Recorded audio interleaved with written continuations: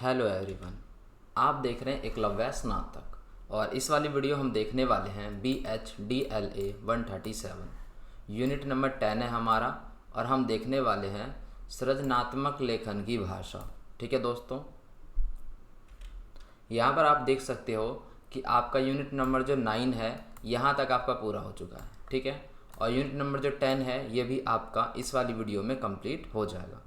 उसके बाद आपके 2 यूनिट बचेंगे जो कि आगे आने वाली वीडियोस में कंप्लीट करवा दिया जाएगा। ठीक है दोस्तों, तो ये सारी चीज़ें जो आप समझ चुके हो, आगे देखते हैं। यहाँ पर कुछ पूछना है आपको तो आप यहाँ पर फॉलो कर सकते हो, प्लस में आप कुछ पूछ सकते हो वहाँ पर आप मैसेज करके डायरेक्ट। जो भी प्रॉब्लम आती है आप वहाँ पर इमेजेस वगैरह भी जो है भेज सकते हो।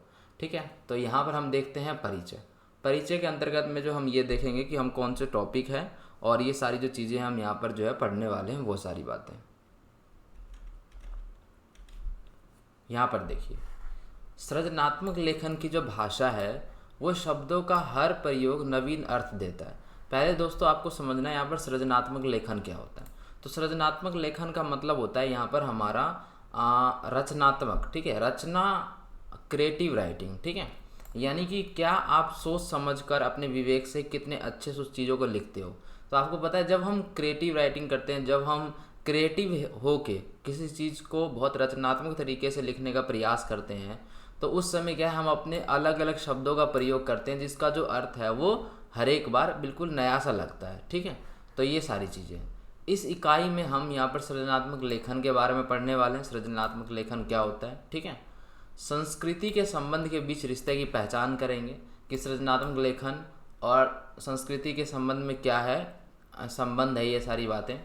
इस अध्याय के अंतर्गत अगर हम बात करें तो इसमें हम बात करेंगे सृजनात्मक लेखन की विशेषता, गद्य लेखन। ठीक है, गद्य लेखन और पद्य लेखन इसकी बात करेंगे, और भी बहुत सारे इसमें टॉपिक हैं। उन्हीं सभी चीज़ों के बारे में यहाँ पर जो हम अध्ययन करने वाले हैं। गद्य लेखन, पद्य लेखन आपने जो नाम सुना होगा, इसको हम डिटेल में यहाँ पर समझेंगे और ये सारी चीज़ें जो है हम यहाँ पर देखेंगे।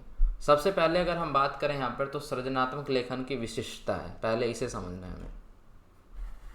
देखिए, सृजनात्मक लेखन का मतलब होता है क्रिएटिव राइटिंग, यानी कि आप क्रिएटिव हो के किसी चीज़ को लिख रहे हो। ठीक है, आप अपने दिमाग का उसमें जो है इस्तेमाल कर रहे हो, उसको बिल्कुल अच्छे से लिखना है जिससे कि वो पढ़ने में मज़ा आ जाए बंदे को। ठीक है, सामाजिक स्थितियों की और घटनाओं के विषय में लिखते हैं। इसमें कई बार क्या होता है कि हम क्या सामाजिक स्थिति के बारे में लिखते हैं क्रिएटिव होके, या मान के चलो कोई घटना है। ठीक है, तो उस घटना के बारे में लिखते हैं, चाहे वो घटना यहाँ पर जो है अच्छी हो सकती है या बुरी हो सकती है। तो उसको इस प्रकार से लिखते हैं कि बंदे को अच्छे से जो समझ में वो आ जाए। ठीक है, और अगर वो कोई अच्छी घटना है, कोई किसी चीज़ का वर्णन किया गया है, तो उसको बहुत रुचिपूर्ण से लिखते हैं, अच्छे से लिखते हैं। ठीक है, यहाँ पर देखिए, उसी प्रकार से वह अपने लेखन में हृदय के निकट विषयों को प्रकाशित करता है। इसमें क्या होता है दोस्तों, रचनात्मक लेखन, सृजनात्मक लेखन में, सृजनात्मक लेखन बोलिए या रचनात्मक लेखन बोलिए, एक ही बात है। ठीक है, तो सृजनात्मक लेखन में क्या होता है, हम जब अपनी क्रिएटिविटी से लिखते हैं तो इसमें एक तरह से बिल्कुल वो फीलिंग वाली चीज़ें जो हैं वो लिख सकते हैं, जो कि हृदय से निकलती है चीज़ें।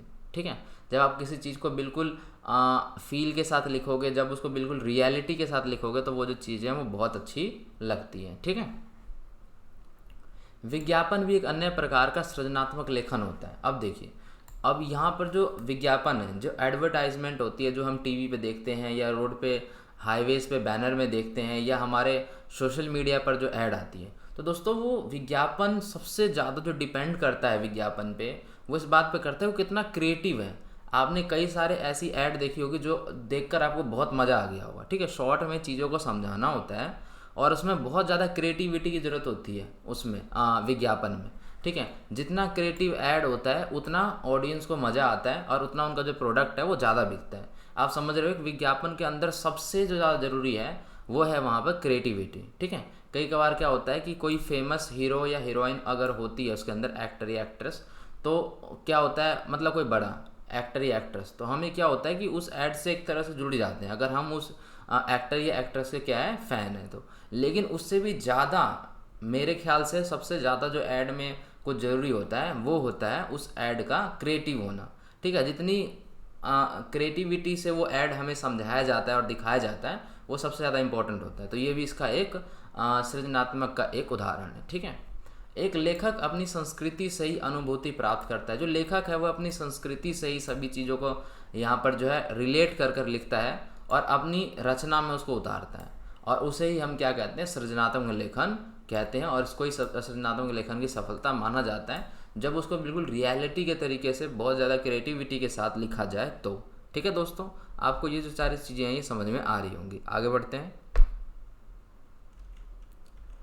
यहाँ पर देखते हैं गद्य लेखन। ठीक है, तो गद्य खंड पद्य खंड आपने जो है पढ़े होंगे हिंदी के अंदर में, तो उसी से रिलेटेड यहाँ पर क्या है वैसा ही है। इसमें हम गद्य लेखन को समझेंगे कि गद्य लेखन क्या होता है। जैसे आपने गद्य खंड पढ़ा है, पद्य खंड पढ़ा है, तो उसमें आपने देखा हो कि अलग अलग तरीके से दोनों को लिखने का जो तरीका होता है वो अलग होता है। ठीक है, तो उसी प्रकार से इसमें हम गद्य लेखन को समझते हैं। यहाँ पर देखिए, सृजनात्मक लेखन को गद्य लेखन और पद्य लेखन में बांटा गया है। अगर आप बात करोगे सृजनात्मक लेखन को दो भागों में बांटा गया है।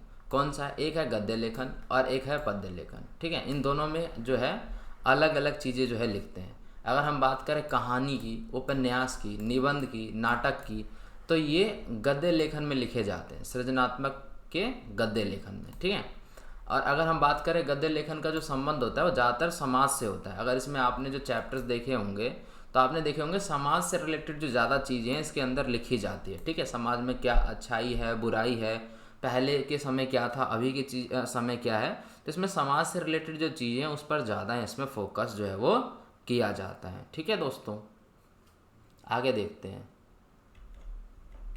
और यहाँ पर देखते हैं हम, यहाँ पर है पद्य लेखन। इसके अंदर समझते हैं क्या अलग चीज़ें हैं। तो यहाँ पर देखिए, पद्य लेखन के अंतर्गत इसके अंदर हम क्या लिखते हैं, कविता हो गया, गीत हो गया, ये सारी चीज़ें लिखते हैं। और एक इम्पोर्टेंट चीज़ और, जो गद्य लेखन है उसके अंदर अलंकारों का इस्तेमाल नहीं किया जाता है। ठीक है, जो अभी हमने इससे पहले गद्य लेखन समझा उसमें क्या है, अलंकारों का प्रयोग नहीं किया जाता। और लेकिन जो पद्य लेखन है उसके अंदर अलंकारों का खूब प्रयोग किया जाता है। ठीक है, आपने जो है छोटी क्लासों में पढ़ा होगा, अलंकार जो है काव्य की शोभा माना जाता है अलंकार को। ठीक है, वो आपने पढ़ा होगा, अनुप्रास अलंकार, यमक, श्लेष, उपमा, रूपक। ठीक है, और भी बहुत प्रकार के होते हैं, अतिशयोक्ति। ठीक है, तो ये सारी चीज़ें आपने पढ़ी होगी। तो ये क्या है, ये जो अलंकार है ये पद्य लेखन में इसका इस्तेमाल होता है खूब। ठीक है, और गद्य लेखन में जो इसका अलंकार है ये, इसका जो इस्तेमाल है ये नहीं होता गद्य लेखन में। ठीक है, ये आपको समझ में आ गया होगा। गद्य लेखन की जो रचनाएं होती है वो सीधा सपाट होता है, आप उसे नॉर्मली पढ़ सकता है कोई भी बंदा। ठीक है, सीधा होता है वो कोई दिक्कत उसमें जो है नहीं आती है। और आपको जानकर हैरानी होगी कि पद्य लेखन की जो शुरुआत है वो गद्य लेखन से काफ़ी पहले हो चुकी थी। ठीक है, जबकि हमें ऐसा लगता है कि उसकी शुरुआत पहले भी होगी, लेकिन यहाँ पर जो है पद्य लेखन की शुरुआत गद्य से भी पहले हो चुकी थी। अगर हम यहाँ पर महाभारत से लेकर बहुत सारी रचनाएं की बात करें तो वो पद्य लेखन में ही जो है वो हुई थी। ठीक है, तो ये सारी बातें जो है आपको यहाँ पर पता होनी चाहिए। अब हम यहाँ पर बात करते हैं बोलचाल की भाषा और लिखित भाषा, यानी कि जो बोलचाल की भाषा है वो क्या है, वो कैसी है, और जो लिखित भाषा है वो कैसी है। तो दोस्तों इन दोनों में बहुत ज़्यादा फ़र्क होता है। जैसे कि आपको पता होगा कि बोलचाल की जो भाषा होती है वो बिल्कुल नॉर्मल होती है। बोलचाल की भाषा जैसे कि मैं आपको बता रहा हूँ, ठीक है, या आप अपने मित्र से बात करोगे तो बिल्कुल नॉर्मल होती है। हम जो है बिना हिचकिचाए या बिना सोचे समझे बहुत सारी जो बातें हैं वहाँ पर बोलते हैं। फ्रैंकली हम जो है वहाँ पर बहुत सारी चीज़ों का जो इस्तेमाल करते हैं, कई सारे शब्द आते हैं जिनका हम नॉर्मली इस्तेमाल करते हैं, तो वो हो गया बोलचाल की भाषा। लेकिन लिखित भाषा में ऐसा नहीं होता है। लिखित भाषा में क्या होता है, हमें शब्दों को बहुत सोच समझकर और सटीक जगह पर उसका प्रयोग करना होता है लिखित भाषा में। तो ये तो आपको थोड़ा सा जो डिफरेंस है पहले से ही पता होगा। आगे बढ़ते हैं, यहाँ पर देखिए बोलचाल की भाषा क्या होती है। वह भाषा होती है जो सामान्य रूप से बोली जाती है, जो हम नॉर्मल बोलते हैं, आप, मैं, ये सब जो है नॉर्मल बोली जाती है। और जैसे सामान्य लोग आपस में बातचीत करते हैं, अपने मित्र से करोगे या किसी से भी करोगे, सामान्य बोलचाल की भाषा होगी वो। लेकिन वर्तमान में हिंदी गद्य खंड में और पद्य खंड में आपने देखा होगा किस प्रकार की भाषा का हम प्रयोग करते हैं। गद्य में पद्य में जो भाषा है वो बिल्कुल बहुत अलग हो जाती है, आम बोलचाल की भाषा नहीं होती। नॉर्मल हम उन शब्दों का प्रयोग नहीं करते, ठीक है, अलग होती है बिल्कुल वो। बोलचाल की भाषा का जो संबंध है वो भाषा के मौखिक रूप से होता है। अब देखिए जो बोलचाल की जो भाषा है वो मौखिक रूप से है, मतलब हम नॉर्मल जो हमारे मुख से निकलता है हम वो बोलते हैं, ठीक है। उसमें किसी प्रकार का हम ये नहीं देखते कि ये शब्द है, इसका पर्याय क्या होगा या विलोम क्या होगा, ठीक है, या ये शब्द, मतलब आप समझ रहे हो, मतलब हमारी नॉर्मल बोलने की भाषा अलग है और लिखने की भाषा अलग है, आप ये समझिए बस। किंतु लिखित भाषा में क्या होता है, अर्थ ध्वनि पर आधारित नहीं होती। लिखित भाषा में हम वो नहीं लिखते जो हम यहाँ पर नॉर्मली बोलते हैं। अगर आपको लिखने के लिए बोला जाए, मान के चलो निबंध, तो आप निबंध अपनी बोलचाल की भाषा में नहीं लिखोगे, उसमें जो कुछ शब्द है आप जो है उसको चेंज करोगे, ठीक है। तो ये सारी जो चीज़ें हैं ये होती हैं। यहाँ पर देखिए, लिखते समय भाषा विषय के अनुसार बदल जाती है। अगर आप कोई चीज़ लिख रहे हो तो वो विषय क्या है उसके ऊपर डिपेंड करती है भाषा, ठीक है। उसके अनुसार जो है यहाँ पर जो विषय के अनुसार जो है वो बदल जाती है, ठीक है।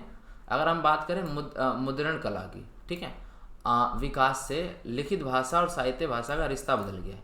यानी कि जब से ये प्रिंट माध्यम और ये सारी चीज़ें आई हैं तो यहाँ पर जो लिखित भाषा है उसका साहित्य से रिश्ता बदल गया है, यानी थोड़े चेंजेस आए हैं, थोड़ा परिवर्तन आया है, बहुत सारी चीज़ें हुई है। पहले जो श्रोता हुआ करता था, जो सुनने वाला हुआ करता था, और जो कवि हुआ करता था, जो लिखने वाला हुआ करता था, उन दोनों के बीच में एक संबंध होता था जीवांत। यानी ऐसा लगता था, पहले लोग फ़ैन हुआ करते थे, ठीक है। अभी जैसे मान के चलो कि आप जो है किसी के फ़ैन हो सकते हो सकता है कि वो कोई एक्टर हो, या हो सकता है कि वो यूट्यूब पर ही कोई हो, ठीक है। मतलब आप उनको फॉलो करते हो, आप उनके विचारों से सहमत हो सकते हो, ठीक है, तो आप उनके फ़ैन हो सकते हो। तो ऐसे उस समय में क्या होता था कि एक जो कवि होता था, जैसे मान के चलिए ए नाम का कोई कवि है, तो उसके भी फ़ैन हुआ करते थे, उसकी फ़ैन फॉलोइंग हुआ करती थी, बड़ी फ़ैन फॉलोइंग। वो अपनी कविताएं लिखा करता था, ठीक है, और जो वो लिखा करता था उससे डायरेक्ट कनेक्शन होता था उन जो श्रोता होते थे, जो पढ़ने वाले होते थे। और कवि के घर भी कई बार जो है श्रोता जो है पहुंच जाते थे ऑटोग्राफ वगैरह लेने के लिए, ठीक है। तो ये सारी होती थी, मतलब पहले कवि का और पढ़ने वाले का, श्रोता का जो संबंध होता था वो बहुत ही जीवंत संबंध होता था, ठीक है। पर अब जो ऐसी चीज़ें नहीं रही है, अब जो चीज़ें हैं वो बदल गई है और परिवर्तन आया है बहुत सारी चीज़ों के अंदर में, ठीक है दोस्तों। आगे बढ़ते हैं और यहाँ पर देखते हैं हम फीचर की भाषा, ठीक है। यहाँ पर देखिए, जो फीचर है, फीचर समाचार पत्रों में प्रकाशित होने वाला एक विशेष घटना, व्यक्ति, जीव जंतु, त्यौहार से संबंधित अनुभूतियों पर होता है आधारित, ठीक है। एक तरह का विशेष आलेख होता है, ठीक है। तो यहाँ पर क्या होता है दोस्तों, आप इसको सिंपल से समझिए, फीचर क्या होता है। फीचर जो है इस प्रकाशित होता है समाचार पत्रों में, ठीक है, जो अखबार होता है अपना न्यूज़पेपर, उसके अंदर में जो है एक कॉलम होता है जहाँ पर जो है फीचर जो है प्रकाशित होता है उसको, और उसमें किसी घटना के बारे में, त्यौहार के बारे में, इन सभी बारे में जो है लिखा होता है। आर्टिकल, आप इसे बिल्कुल आर्टिकल समझिए तो आपको समझ में आ जाएगा, ठीक है। आर्टिकल आपको पता होगा, तो आलेख होता है, ये आर्टिकल होता है बिल्कुल, जो सृजनात्मक कौशल के साथ प्रस्तुत होता है। अब इसको क्या है, इसको नॉर्मली नहीं लिखा जाता, इसको सृजनात्मक कौशल के साथ लिखा जाता है, यानी इसको क्रिएटिविटी के साथ लिखा जाता है। तो उससे क्या है, इसका जो प्रेजेंटेशन होता है, जो प्रस्तुत होता है, ये सृजनात्मक कौशल के साथ होता है, तो ये और ज़्यादा इंटरेस्ट के साथ आता है, ठीक है। इसको लिखा इस तरीके से जाता है। फीचर किसी रोचक विषय पर मनोरंजक ढंग से भी लिख सकते हैं। मान के चलिए अगर कोई बात जो है गंभीर है तो नॉर्मल लिखी जाएगी, उस पर कोई ज़्यादा वो नहीं होगा। लेकिन अगर कोई विषय ही ऐसा है रोचक वाला, तो उसमें बड़ा मनोरंजक ढंग से लिखा होगा कि जो पढ़ने वाले को जो है वो उसमें मज़ा आ जाएगा, ठीक है, उसमें उसको जो है इंटरेस्ट आएगा पढ़ने में। तो ये सारी चीज़ें हैं। फीचर समाचार पत्रों में छापे जाते हैं, तो मैंने आपको बता दिया फीचर क्या है, समाचार पत्रों में छपते हैं, ठीक है। समाचार पत्रों की जो पहुंच होती है वो अधिक शिक्षित और कम शिक्षित दोनों लोगों तक होती है, ठीक है। एक टॉपिक आया था हमारा, शायद पिछला चैप्टर था, उससे पहले हमने बात की थी, जो समाचार पत्र होते हैं वो जो कम पढ़े लिखे लोग होते हैं, मतलब जो बिल्कुल पढ़े लिखे लोग नहीं है, ठीक है, उनको समाचार पत्र जो है वो समझ में नहीं आएगा, उनके लिए बेकार है, ठीक है। लेकिन जो थोड़े से पढ़े लिखे हैं, जो पढ़ लेते हैं हिंदी अच्छे से, मतलब आप समझ सकते हो कि नॉर्मल जिनको हिंदी पढ़नी आती है, तो जो कम पढ़े लिखे भी है और जो अधिक पढ़े लिखे भी है, ठीक है, अधिक भी और कम भी, तो इन दोनों के लिए क्या है, समाचार पत्र क्या है, उपयोगी है। तो यहाँ पर जो है ये सारी जो बातें हैं ये है, दोनों का जो काम है वो चल जाता है और दोनों की जो पहुँच है वो समाचार पत्रों तक है, ठीक है। तो समाचार पत्रों जो है इन दोनों कैटेगरी के बंदों के पास चले जाते हैं, जो कम पढ़े लिखे भी है और जो ज़्यादा पढ़े लिखे भी हैं, ठीक है। उन दोनों तक जो है समाचार पत्रों की यहाँ पर जो पहुँच है वो है, ठीक है। तो ये सारी बातें टेलीग्राम में आप ज्वाइन हो सकते हो, नहीं हो अभी तक तो डिस्क्रिप्शन में लिंक मिल जाएगा। बाकी वीडियो आपको पसंद आ गया तो आप लाइक कर सकते हो, यही इतना ही आपका यूनिट था ये वाला। और कमेंट कर सकते हो, शेयर कर सकते हो, और चैनल को सब्सक्राइब करके बेल नोटिफिकेशन आइकन ज़रूर प्रेस कर दें, जिससे नई वीडियो की जो नोटिफिकेशन है वो आप तक पहुंचती रहेगी। तो मिलते हैं अगली वीडियो में, तब तक के लिए धन्यवाद।